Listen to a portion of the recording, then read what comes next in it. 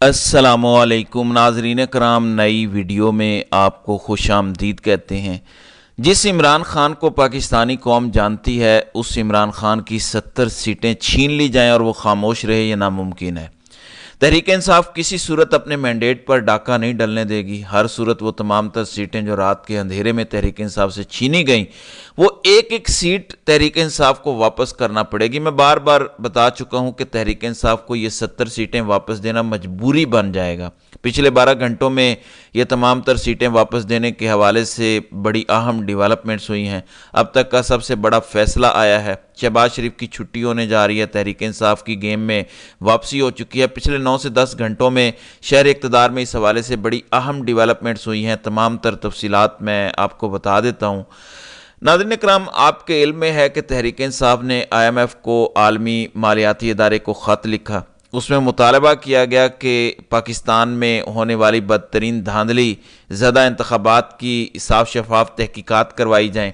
उसके बाद पाकिस्तान के साथ कर्ज प्रोग्राम को बहाल किया जाए। कल रात को PTI के सेक्रेटरी इंफॉर्मेशन हसन रऊफ़ ने IMF को ख़त लिखा। उसमें कहा गया कि कौमी और सूबाई असम्बली की 30% नशिस्तों का ऑडिट करवाया जाए। और ये बात तहरीक इंसाफ नहीं कर रही, तमाम दीगर पॉलिटिकल पार्टीज़ भी ये कह रही हैं कि इंतखाबात में धांधली हुई है। ये एविडेंसेस हैं जो MKM की ऑडियोज़ वीडियोज़ सामने आ रही हैं। ये एविडेंसेस हैं कि पाकिस्तान मुस्लिम लीग नून जो खुद क्लेम करती है कि हम जीते हैं, उनके अपने लोग ये मान रहे हैं, यानी जावेद लतीफ़ हों या डॉक्टर निसार, ये तमाम लोग कह रहे हैं कि नून लीग को धांधली करके जितवाया गया, नून लीग को अवामी मैंडेट पर डाका डालकर जितवाया गया।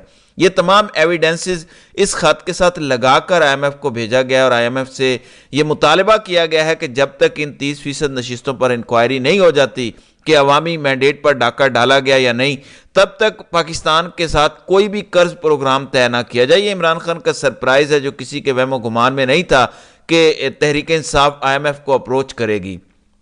वैसे तो तमाम बैनुल अक़वामी इदारे दुनिया के तमाम बड़े ममालिक एतराज़ात उठा रहे हैं कि पाकिस्तान में तारीख़ के बदतरीन धांधली ज़दा इंतखाबात हुए और अब IMF को ख़त लिखा गया। पिछले 6 दिन में 12 लाख से ज़ायद ईमेल्स आम पाकिस्तानियों की जानिब से IMF को की गई हैं। तो आप अंदाज़ा कर लीजिए कि कितना मैसिव रिएक्शन आ रहा है। अगर IMF ने इनकार कर दिया पाकिस्तान को कर्ज देने से, अगर IMF ने यह कह दिया कि इमरान खान जो कि एक बड़े पॉलिटिकल स्टेक होल्डर हैं, जिनकी मंजूरी से 2022 में भी पाकिस्तान को कर्ज मिला था, हालांकि उस टाइम तहरीक इंसाफ की हुकूमत नहीं थी, उसके बावजूद IMF ने इमरान खान के दस्तखत लेकर पाकिस्तान को कर्ज दिया था। अगर IMF 30% नशिस्तों पर इंक्वायरी करा लेता है तो तहरीक इंसाफ की दोबारा हुकूमत आ जाएगी, ये तमाम तर सीटें वापस मिल जाएंगी।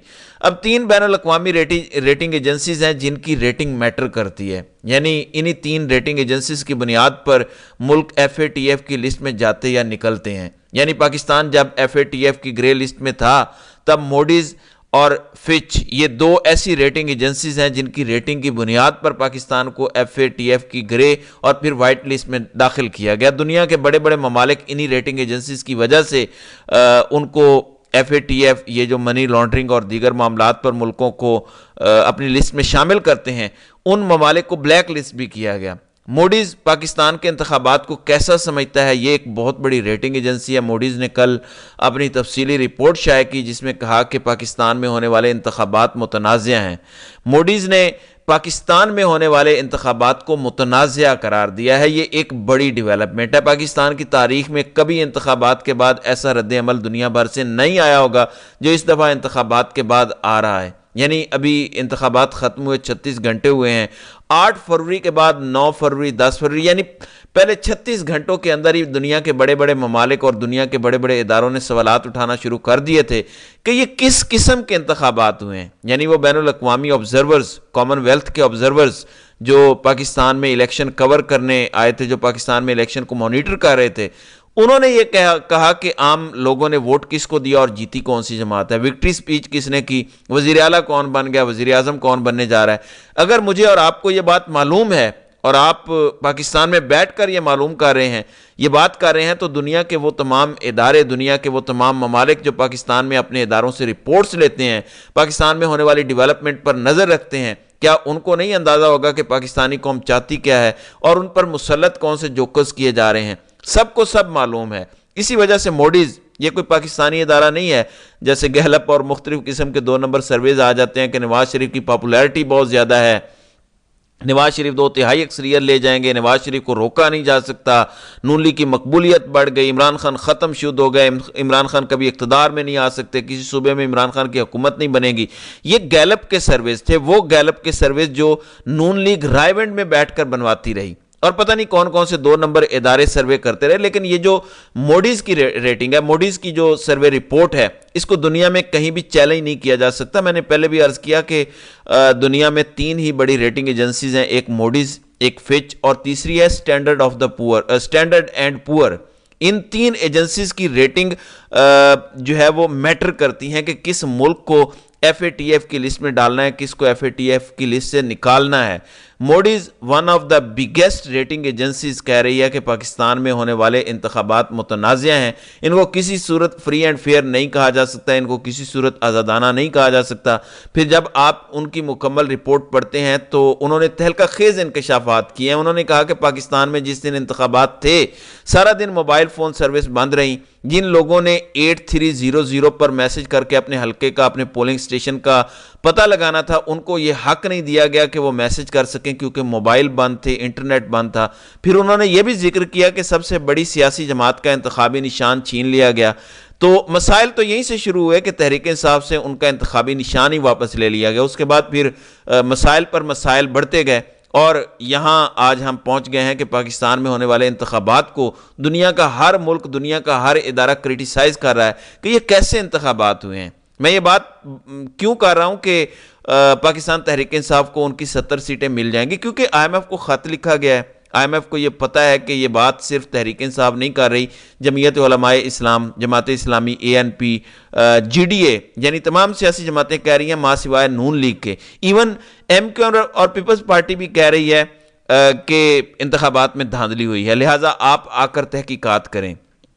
دوسری امپورٹنٹ بات یہ ہے کہ موڈیز کی اس تازہ رپورٹ نے ملک میں کھلبلی مچائی ہے۔ یہ کوئی چھوٹی رپورٹ نہیں ہے، اس کو ویٹیج دی جا رہی ہے اور کہا جا رہا ہے کہ اب تحریک انصاف کو ان کی تمام تر سیٹیں دینا مجبوری بن جائے گا۔ عین ممکن ہے کہ تحریک انصاف کو وہ تمام تر 70 سیٹیں نہ ملیں، لیکن آئندہ آنے والے دنوں میں آپ کو پاکستان کی عدالتوں، خاص طور پر الیکشن کمیشن سے آپ دیکھیں گے کہ وہ تمام تر سیٹیں جن پر تحریک انصاف نے ریٹ پٹیشن دائر کی ہے، جہاں پر دوبارہ گنتی یا دوبارہ ووٹنگ کی ریکویسٹ کی گئی ہے، وہاں سے تحریک انصاف کو سیٹیں واپس دلوائی جائیں گی، کیونکہ پریشر بڑھتا جا رہا ہے، اب عالمی دباؤ بڑھتا جا رہا ہے۔ ایک دباؤ تو وہ ہے جو تحریک انصاف خود ڈال رہی ہے، یعنی ہفتے والے دن عمران خان نے دوبارہ احتجاج کی کال دی ہوئی ہے، یہ بھی ایک احتجاج ہے، دباؤ ہے۔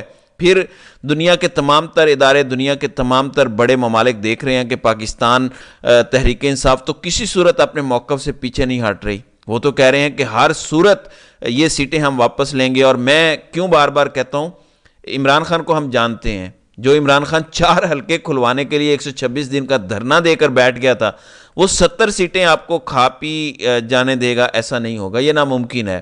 آپ عمران خان سے یہ توقع نہ رکھیں کہ وہ آپ کو اپنا مینڈیٹ دے دے گا، اپنے مینڈیٹ پر ڈاکہ ڈلنے دے گا۔ عمران خان تو اتنا شور مچائے گا، اور پچھلے 15 دنوں میں اتنا شور مچا ہے، اسی وجہ سے تو عالمی اداروں کی ریٹنگ سامنے آئی ہے، اسی وجہ سے تو بڑے بڑے ممالک کہنا شروع ہو گئے ہیں۔ یعنی کل امریکی محکمہ خارجہ کے ترجمان میتھیو ملر نے یہ کہا، ہم چاہتے ہیں کہ پاکستان میں ایک ایسی حکومت بنے جس حکومت کو ان کی عوام کا مینڈیٹ حاصل ہو۔ اب انہوں نے تو یہی بات کرنی تھی، وہ ڈائریکٹ تو یہ نہیں کہہ سکتے تھے کہ شہباز شریف چور ہے، نواز شریف چور ہے، مریم نواز چور نہیں ہے۔ وہ یہی کہیں گے کہ ہماری خواہش ہے کہ ایسی حکومت بنے جس کو عوامی مینڈیٹ ملا ہو، ایسی حکومت نہ بنے جس کی کوئی کریڈیبلٹی نہ ہو، عوامی سپورٹ نہ ہو۔ یعنی انہوں نے بھی انڈائریکٹلی کہہ دیا کہ شہباز شریف عوامی مینڈیٹ یا عوامی سپورٹ سے وزیر اعظم نہیں بن رہے۔ اب موڈیز کی ریٹنگ سامنے آ گئی ہے، IMF کو پاکستان نے خط لکھ دیا ہے۔ اب تحریک انصاف کا، اب IMF کا خط انتہائی اہم ہے، یہ خط اس موقع پر بہت کچھ چینج کر سکتا ہے، اس لیے ہم کہہ سکتے ہیں کہ تحریک انصاف کی گیم میں واپسی ہوئی ہے۔ شہباز شریف کی چھٹی ہونے جا رہی ہے، اگر یہ سیٹیں واپس مل جاتی ہیں، مثلا 70 سیٹیں نہیں بھی ملتی، ہو سکتا ہے بیلنس کرنے کے لیے تحریک انصاف کو 30-35 سیٹیں الیکشن کمیشن آف پاکستان یا ایپریٹ ٹریبیونل سے واپس دلوائی جائیں، پھر تو ساری گیم چینج ہو جائے گی، پھر تو تحریک انصاف اس پوزیشن پر آ جائے گی کہ وہ اکیلی حکومت بنا سکے، نون لیگ کی بھی تو سیٹیں ظاہر کم ہوں گی۔ سو گیم ابھی تک تحریک انصاف کے کنٹرول میں ہے، عمران خان کسی صورت اس معاملے کو جانے نہیں دیں گے۔ ہر جگہ پہ شور مچایا جائے گا، ہر جگہ پہ آواز اٹھائی جائے گی۔